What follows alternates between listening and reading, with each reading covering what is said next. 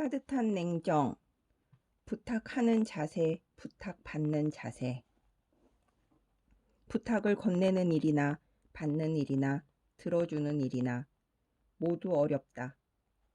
뭐가 더 어려운지 경중을 가리기 힘들다. 건네는 쪽은 막막하거나 미안해서 어려울 테고, 받는 쪽은 부담스러워서 그럴 것이다. 또 들어주는 일에는 노력이나 희생이 요구되기 때문에 마찬가지로 어느 정도 어려움이 따른다.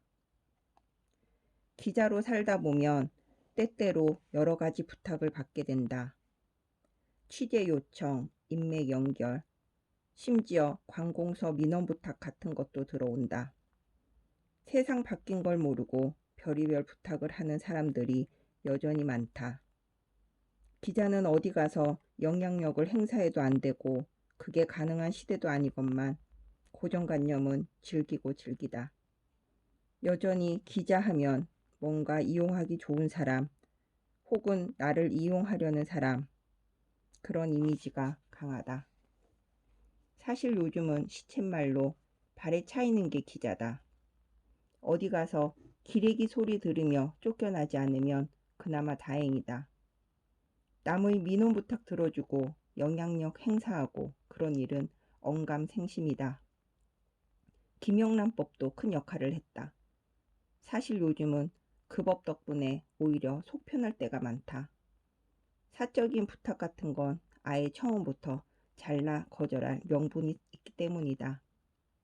어려우신 건 알겠지만 저희도 요즘 김영란 법 때문에 이 한마디면 더 이상 물고 늘어지는 사람이 없다. 하지만 거절하는 마음이 영 편치 않다. 부탁이란 본디 그런 것이다. 위 세 가지, 건네는 일, 받는 일, 들어주는 일도 어렵지만 거절하는 일도 못지않게 어렵다. 어쩌면 제일 어려울지도 모른다. 상대의 사정을 모르는 바가 아니라면 뒷맛은 더더욱 개운치가 않다. 그래서 부당하거나 불공정한 부탁이 아니라면 가급적 들어주는 게 인정에 맞긴 하다. 살다 보면 누구든 다른 사람에게 부탁을 해야 하는 일이 생기기 마련이다. 기자라는 직업을 사적으로 이용하려는 부탁이 아닌 이상 나 역시 최대한 들어주려고 노력한다. 반면 내가 남에게 하는 부탁은 최소한으로 절제하자는 게 지론이다. 그 편이 마음도 편하기 때문이다. 부득이하게 부탁을 해야 한다면 우선 상대방 마음이 불편하지 않도록 밑밥부터 까는데 신경을 쓴다. 상대의 퇴로를 미리 열어주는 편이다. 거절당할 것에 대비해 상대에게 거절해도 된다는 메시지를 충분히 준다는 이야기다. 전혀 부담 갖지 않아도 되는데 이건 진짜 혹시나 해서 물어보는 건데 저기 내가 부탁할 게 있는데 안 되면 가차없이 잘라? 이런 식으로 말머리를 여는 것이다. 문자나 메신저로 이야기할 때는 크크를 붙여 일부러 말을 가볍게 만드는 것도 한 방법이다. 내가 너무 무겁게 부탁하는 게 아니라는 걸 은근히 내비친다. 비교해서 예를 들자면 이렇다. 누구야, 부탁할 게 있어.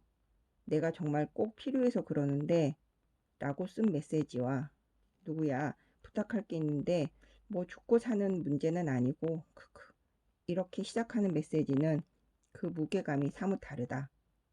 거절하는 사람에게 부담이 덜한 건 당연히 후자다. 내게 부탁을 하는 사람들도 이러했으면 좋으련만 세상 일이다 내 마음 같지는 않은 법이다. 받는 사람, 거절하는 사람의 마음을 한층 더 불편하게 만드는 부탁의 화법도 많다.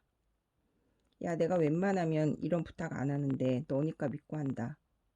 이런 말로 시작하면 나중에 거절해야 할 경우 마음이 상당히 무거워진다. 나를 믿어서 부탁한다고 말했는데 그 부탁을 거절하게 생겼으니 나는 졸지에 믿음을 배반하는 사람처럼 비칠 수 있다. 모양새가 영 좋지 않다.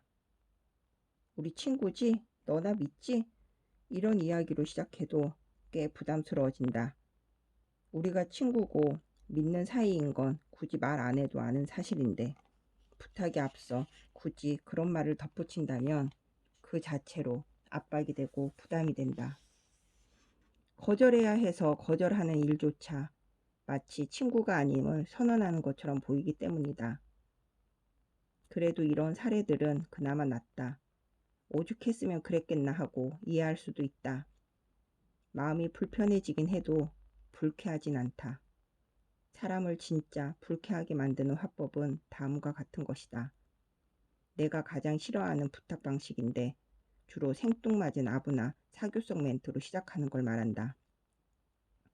몇 년간 아무 소식도 없다가 갑자기 연락해서 괜히 반갑게 안부를 묻는다거나 느닷없이 폭풍 칭찬으로 말문을 여는 사람들이 그렇다. 주경아, 잘 지냈냐? 나 누구다. 너무 보고 싶어서 문자했다. 주경아, 너 방송 보다가 연락했다. 진짜 너무 잘하더라. 대저 이런 식으로 시작한다. 그럼 나도 처음엔 순수하게 반가워서 이런저런 안부로 화답을 하는데 가만히 듣다 보면 이야기가 부탁으로 샌다. 앞선 위장 멘트의 강도가 높을수록 부탁이 강도도 높고 무리한 경우가 많다. 그럼 뭐랄까 속았다는 생각이 들기도 하고 내가 어리석어서 당했다는 자괴감 같은 게 생기기도 한다. 그 순간 순수하게 마음을 열었던 것에 대한 배신감이기도 하다. 나는 정말이지 오랜만에 연락한 친구가 반가워서 펄쩍펄쩍 뛰기까지 했는데 상대는 내가 그리워서 연락한 게 아니라 다른 목적이 있어서 접촉한 것이기 때문이다. 뒤통수를 맞은 느낌이기도 하고 뭔가 떡밥에 낚인 느낌도 든다. 부탁이란 차라리 거두절미, 단도직입, 돌직구가 제일 낫다. 그 편이 오히려 진정성과 절박감이 더 잘 전달되고 어떻게든 들어주고 싶은 마음이 생기게 한다. 거절도 마찬가지다. 들어줄 듯 말 듯 밀당과 희망 고문을 하다 거절하는 건 최악이다. 말을 빙빙 돌리고 돌려서 뒤늦게 거절임을 깨닫게 만드는 것도 좋지 않다. 부탁이란 사람 사이의 정을 확인하는 일인가 동시에 그 정을 깨버리는 계기가 되기도 한다. 어려운 부탁을 하거나 그걸 거절한다고 해서 무조건 정이 깨진다는 게 아니라 잘못 부탁하고 잘못 거절하면 중마고 사이도 원수가 되는 게 한순간이다. 반대로 서로에 대한 깊은 이해와 충분한 배려 속에서 부탁을 하고 거절을 한다면 그 자체로는 두 사람 관계에 어떠한 앙금도 남지 않는다. 부탁은 하는 쪽이나 받는 쪽이나 똑같이 상대의 상처 가능성을 염두에 두어야 하는 일이다. 오늘 월요일이네요. 여러분 힘든 시간이지만 우리 잘 견뎌내고 아픈 분들 없고 건강하게 다음 주에 목소리로 또 만날까요? 여러분 안녕.